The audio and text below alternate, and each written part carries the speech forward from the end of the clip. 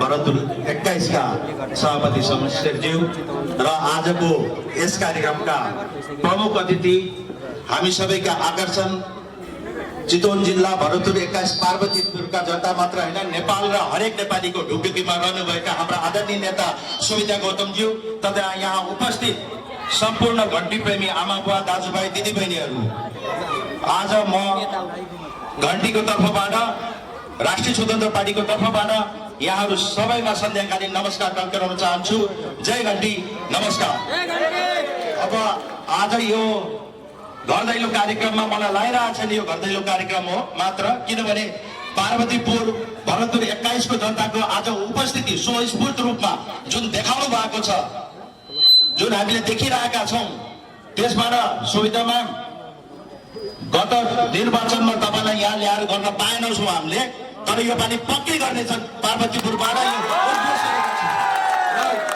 चितवन जिल्लालाई नीलो क्रान्तिको उद्गम स्थल जुन अस्तिको पाली हामीले 79 मा 3 नम्बर मात्र चुकेका थियौं, यो पाली तपाईलाई विश्वस्त गर्न चाहन्छौं 1, 2 र 3 बाट तपाईलाई पनि फेरि पठाउनेछौं।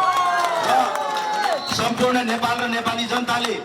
देश विदेशमा रहेका हाम्रा सम्पूर्ण दाजुभाइ दिदीबहिनीहरूले हाम्रा होनहार 2079 मा प्रतिनिधि सभामा चुनिएर जानुभएका होनहार 21 जना सभासदहरूले सांसदहरूले जुन किसिमका मुद्दाहरू देश विकासका नीति निर्माणका भ्रष्टाचार विरोधी मुद्दाहरू जुन उठाउनु भयो, त्यसमध्येको एउटा अत्यन्त कुशल नेतृत्व सुविधा गौतम म्याडम हुनुहुन्थ्यो र हिजो उहाँलाई हामी काठमाडौँ क्षेत्र नम्बर 2 बाट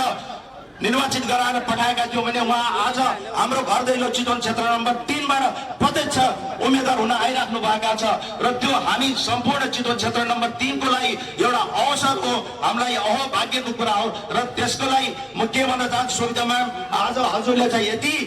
यहाँका नेपाली जुन चितवन क्षेत्र नम्बर 3 का सम्पूर्ण दाजुभाइ दिदीबहिनी आमा बाबाको मुटुमा वन मस्तिष्कमा अलरेडी तपाई बसिसक्नु भएको छ र यो आउँदो अब भोट गर्न मात्र बाँकी छ। फागुन 21 को निर्वाचन सम्पन्न भए पश्चात यहाँको चितवन क्षेत्र नम्बर 3 बाट प्रत्यक्ष तथा समानुपातिकको रूपमा जुन भोट आउनेछ अमूल्य भोट, त्यो देखेर तपाईलाई यति गर्व महसुस हुनेछ कि चितवन क्षेत्र नम्बर 3 ले मलाई साँच्चैका माया गरेर पठाएका रहेछन् भनेर र त्यसको लागि तपाईलाई सधैँ हामी झक्की जगाउ पनि गरिराख्नेछौँ। तपाईलाई सधैँ हामी चितवन क्षेत्र नम्बर 3 का विभिन्न पीडित व्यतिथिहरू छन्, यहाँ पेट्रोल पम्प छैन, पोखरीको समस्या छ, यहाँ समस्याहरू धेरै छन्, त्यो मलाई अवश्य विश्वास छ तपाईले यसमा उजागर गर्नु नै हुनेछ र यो भोलिको दिनमा तपाईले यहाँबाट निर्वाचित भएर गएर चितवन क्षेत्र नम्बर 3 को जल्ला बल्ला समस्यालाई सदनसम्म पुर्याएर नीति निर्माण गरेर त्यसलाई नियमित भूमिकामा रहेर यसलाई चाहिँ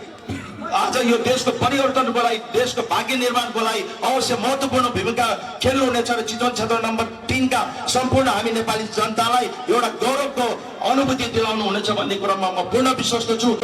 मेरो तथा सम्पूर्ण राष्ट्रिय स्वतन्त्र पार्टी र चितवन क्षेत्र नम्बर 3 का सम्पूर्ण आमा बुवा दाजुभाइ दिदीबहिनीको तर्फबाट अग्रिम शुभकामना छ। यति भन्दा मेरो मन्तव्य यही टोक्याउँछु। जय देश, जय घण्टी।